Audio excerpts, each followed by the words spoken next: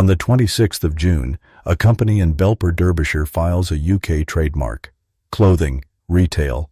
The name on it, Harriet Cowan, the farmhand who stepped in for Caleb Cooper on Clarkson's farm. Every outlet runs the same line. Fan favorite launches her own fashion empire. Pull the actual company record and the headline starts unraveling before you even get to the clothes. The company is Farmfluencer Limited, company number 16552086, incorporated 1 July 2025, registered to Unit 6, Heritage Business Center, Derby Road, Belper. Here's the detail that changes everything. Every company on the Companies House register must declare what it actually does, using a standard classification code. Check the one filed for Farmfluencer, and it has nothing to do with clothes. Word for word, its registered nature of business is motion picture, video, and television program, post-production activities. A television company just filed a trademark to sell you a t-shirt. Let that sit. This isn't concealment. The address checks out. It's exactly where she's from. Nothing about it is hidden. The structure looks like convenience. One small personal company built on paper to do one specific job, now quietly stretched to cover whatever she needs it to cover next. To understand how it got stretched that far, you have to go back to how she got famous in the first place. Harriet Cowan joins Clarkson's farm as a temporary replacement for Caleb Cooper, brought in while he tours the country with his one-man stage show. She's a qualified nurse by background, from a farming family 3 generations deep, grandparents to parents to her. That's not a media origin, it's a farming one, and it's part of why her chemistry with Clarkson on screen turns a standing role into a story in its own right. Viewers who've spent weekends on small holdings recognize this instantly. Someone who knows the work, not just the camera. Then Caleb comes home. Halfway through the series, he takes back the job Harriet had been doing in his absence, and viewers clock exactly how he does it. A frosty reception, a dismissive attitude toward the woman who'd been covering for him. It's noticeable enough that Clarkson himself steps in over it. On camera, in front of the crew. That's not tabloid color. That's what the record proves. Harriet doesn't dwell on it publicly, and neither should you. But here's where it turns. Asked about Caleb later, she doesn't hedge. Caleb's amazing. Me and him are so close now, she tells Baba Sadiq.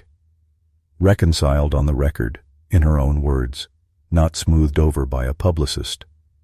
That quote is doing more work than most of what's been written about her since, because the tension didn't stop at the farm gate. Off-screen, critics go after how she looks while doing the job, accusing her of not being a real farmer, of attempting to be a media star. That's January 2026, months after the series has aired, well after the cameras have stopped rolling on her storyline.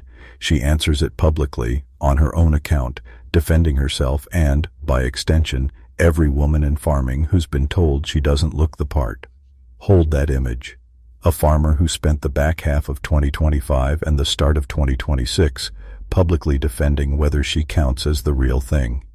That's the exact backdrop this trademark lands on. None of what happens next is in a vacuum.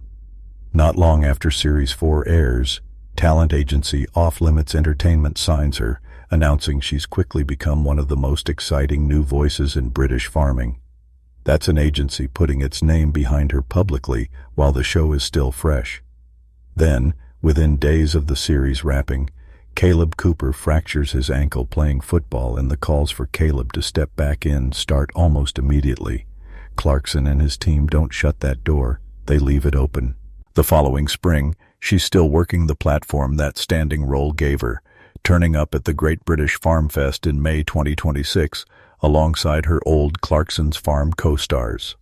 Front and center at an event built to celebrate exactly the kind of farming she represents.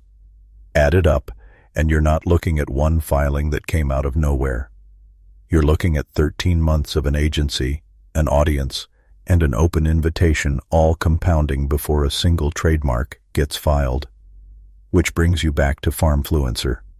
Because the trademark isn't the only thing that small television registered company is doing.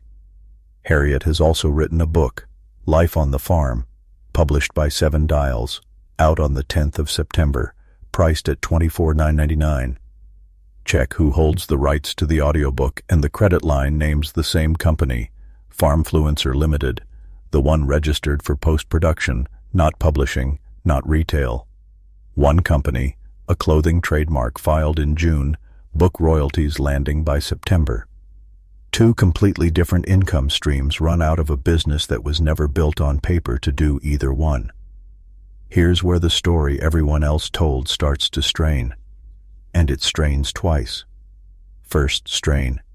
Every piece of coverage frames this as Harriet following in Caleb Cooper's footsteps, held up as the template she's copying now.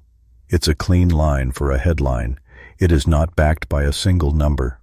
Caleb's businesses have accounts sitting at company's house right now, on public record, available to anyone who wants to look. Nobody covering this story has actually pulled them. So ask yourself, is Harriet really following his path? Or is the press just repeating his headline and hoping nobody checks? If you've ever watched a trend story multiply without anyone opening the source file, you know exactly how this feels. Second strain, and this one's about the only number in this story that even sounds concrete. A PR consultant tells The Sun that Harriet has around 1.2 million followers across Instagram and TikTok, and speculates she could bank up to £500,000 over the following year. Say that number out loud, and it sounds like a fact. It isn't one.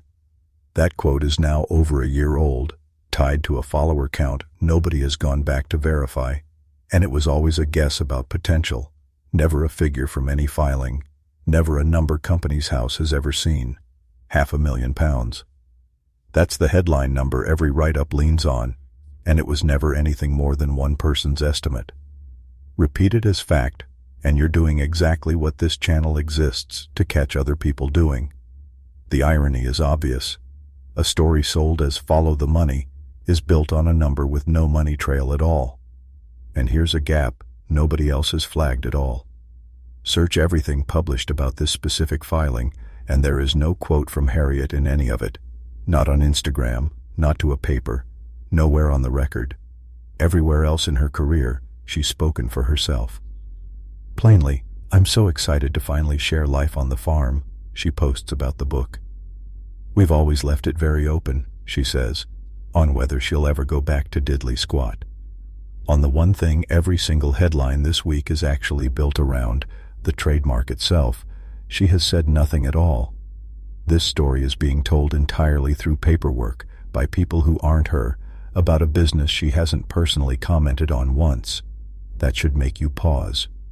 When the subject won't speak, the documents become the story.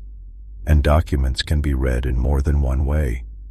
And the paperwork has a problem the headlines missed completely. Every outlet runs this as breaking news about an active cast member making a business move. She isn't one. Series 5 releases across 3 drops in June 2026,